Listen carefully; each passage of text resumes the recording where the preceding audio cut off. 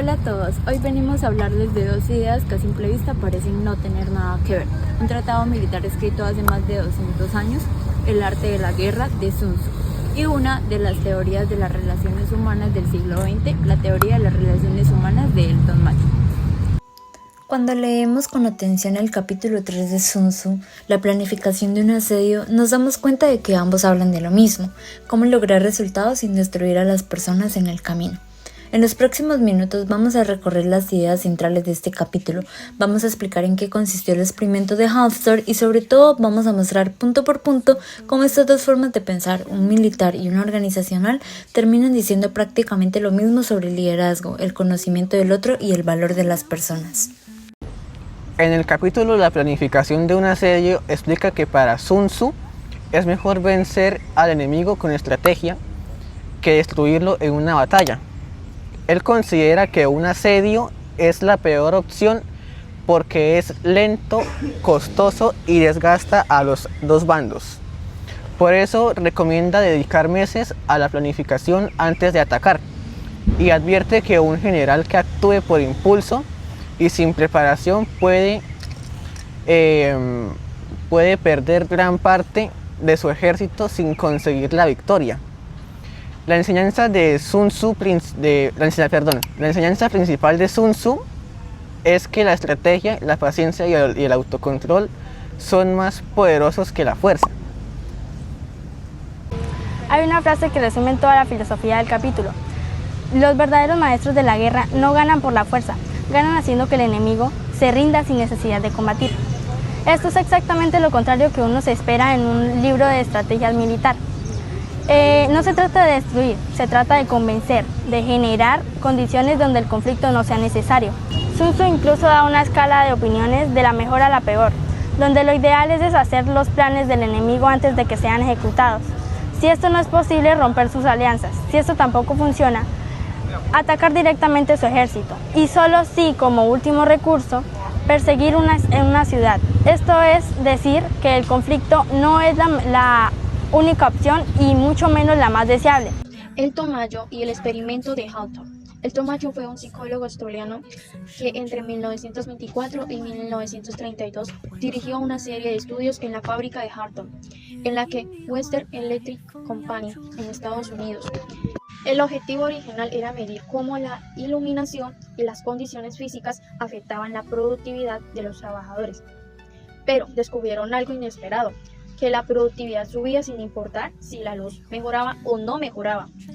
Lo que realmente estaba influyendo era otra cosa, el hecho de que alguien les preste atención, los escuche y los tratara como parte de un grupo. Bueno, de ahí nace la teoría de las relaciones humanas. Las personas no solo son piezas de una máquina que responden a incentivos económicos. Son seres sociales que necesitan reconocimiento, pertenencia y un buen trato para rendir al máximo.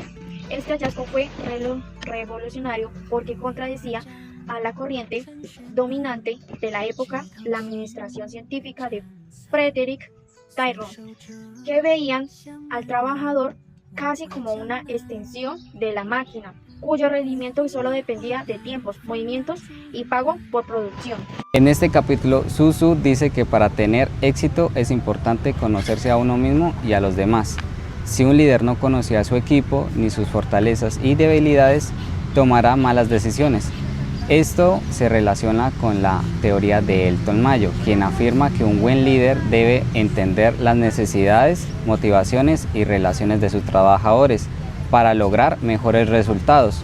Además, Sun Tzu explica que un buen líder debe saber cómo actuar, usar bien los recursos, trabajar con objetivos, prepararse para los problemas y confiar en líderes capaces. Sun Tzu también dice que cuando las personas que están en el gobierno intentan dirigir el ejército desde lejos, sin conocer realmente lo que pasa en el campo de batalla, también confunden y desmotivan a los soldados. Además, él explica que los generales tienen una gran responsabilidad, porque si hacen bien su trabajo, fortalecen al país, pero si lo hacen mal, lo debilitan. Esto se relaciona mucho con la teoría de Elton Mayo. Él decía que un líder no puede limitarse a dar órdenes desde una oficina sin entender a las personas que están haciendo el trabajo. Si un jefe no escucha a su equipo ni tiene en cuenta sus necesidades, es muy probable que haya desmotivación, conflicto y que la productividad disminuya. En el fondo, tanto como Sun Tzu como Mayo nos deja la misma enseñanza. Un buen líder debe conocer a las personas que dirige, entender su realidad y acompañarlas, no simplemente dar instrucciones desde lejos. Además, Sun Tzu explica que antes de actuar hay que analizar la situación. Por ejemplo, dice que si tienes muchas más fuerzas que el enemigo, puedes atacar en ventaja.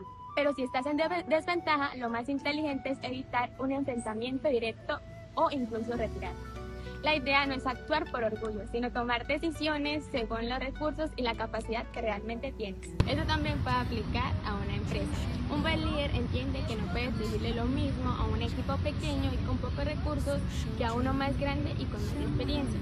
Lo importante es conocer las capacidades reales del grupo y tomar decisiones acordes con ellas para obtener los mejores resultados. Para que esto no solo quede en teoría, pensemos en ejemplos actuales. Por ejemplo, en una empresa, un jefe que amenaza y presiona a su equipo con miedo consigue resultados a corto plazo, pero tarde o temprano provoca renuncias y baja motivación. Esto como el general que asedia una ciudad y pierde 1/3 de sus soldados sin necesidad. En cambio, cuando un líder conoce a su equipo y sabe que motiva a cada persona y genera un buen ambiente de trabajo, logra que la gente rinda más sin necesidad de presión constante. Esto es exactamente lo que Mayo encontró en Hafthor. También podemos pensar en negociaciones. Sun Tzu diría que lo ideal es resolver un conflicto de intereses conversando y llegando a acuerdos, antes de llegar a una confrontación abierta, ya sea entre empresas, entre áreas de una organización o incluso entre compañeros de equipo. Y en el trabajo en equipo universitario, que es algo que todos conocemos bien, pasa lo mismo. Los trabajos que funcionan mejor no solo son los que tienen el integrante más exigente o autoritario, sino los que logran una comunicación, reconocimiento del esfuerzo de cada uno y objetivos compartidos.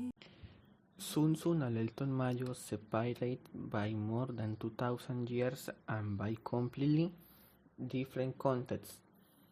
One military, one industrial, arrive at the same fundamental conclusion.